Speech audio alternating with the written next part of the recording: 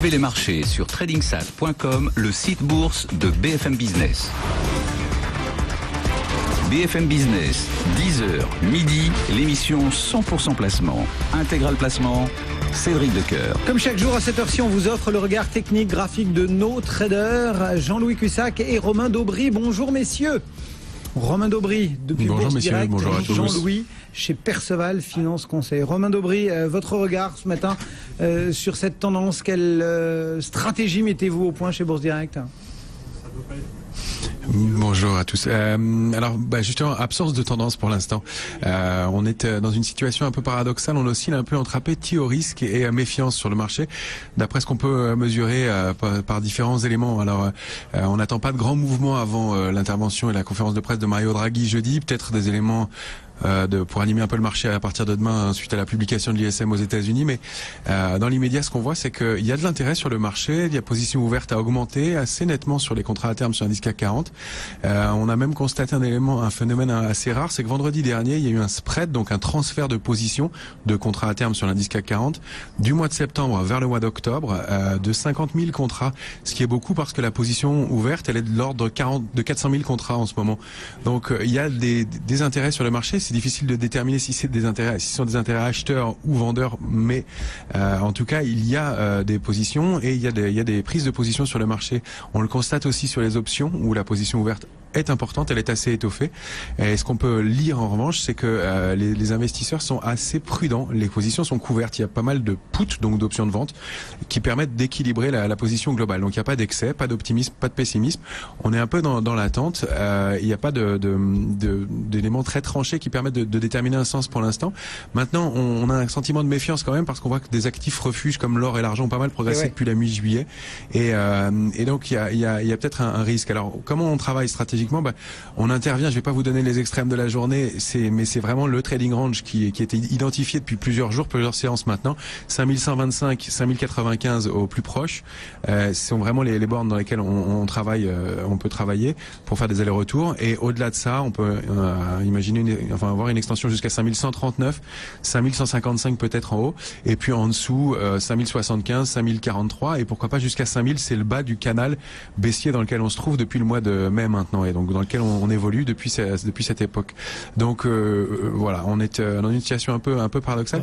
Il y a peut-être un léger penchant pour une accélération haussière à quelques jours, dû au fait que le rebond qu'on a entamé depuis le 29 août a été assez étayé. Il y a eu un peu plus de volume et du coup ça peut laisser un petit penchant vers une accélération haussière, d'autant plus qu'on a une configuration de retournement baissière depuis la même période sur l'euro-dollar, donc depuis le 29 août sur l'euro-dollar. Donc voilà, pas d'éléments. Ceci dit, on travaillera prudemment, le marché est pas très clair et on attend des signes plus clairs pour rentrer de façon plus ferme sur le marché. Prudence aussi, Jean-Louis Cussac ? Non, mais sur l'idée générale, je suis d'accord avec Romain. C'est vrai que les marchés, si vous voulez, n'ont pas été impactés par la Corée du Nord. Les différentes prises de position, si vous voulez, ne semblent pas favoriser une escalade. Donc, il y a, si vous voulez, ce matin, un petit contre-pied par rapport à l'ouverture de lundi matin. C'est-à-dire que lundi matin, on a ouvert en baisse sur l'histoire de la Corée, et puis il n'y a pas eu de relais, le marché s'est repris. Alors, ça n'amène pas une forte pression parce que les intérêts sont très très faibles au niveau de la spéculation intraday. Hier, à cette heure-là, on était à quelques centaines de millions. Là, on n'est même pas à 400 millions encore. Enfin, on a vraiment peu de volume global.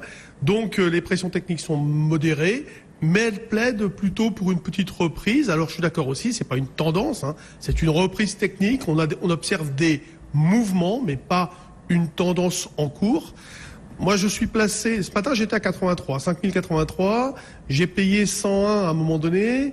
Et vous voyez, là, on est remonté à 25. Là, on a payé 15. Et on va revendre en double top à 25. C'est vraiment du scalp. Ce sont vraiment des micro-mouvements qu'on va attraper. On va avoir un comportement opportuniste, on va prendre des petits morceaux, on recommencera peut-être, si jamais ça monte d'un cran, en achetant par exemple, en vendant d'abord, pourquoi pas, hein, mais vers 43 pour essayer de reprendre sa position vers 33, mais vraiment on va rester sur des écarts extrêmement faibles. Donc rien de nouveau, pas d'indication directionnelle, On n'attend rien de Draghi non plus. On sait qu'il va être extrêmement prudent dans son discours. Donc un marché qui est toujours dans la même situation que depuis des semaines, une situation d'attente d'événements forts, de nouvelles fortes qui permettraient de nouveaux espoirs, mais pour l'instant, c'est pas le cas. Jean-Louis Cussac depuis Perceval Finance Conseil et Romain Daubry qui était chez Bourse Direct. C'était nos deux traders du jour sur un marché en progression de 0,39-0,4% à 5124 points. Dans le reste de l'actualité.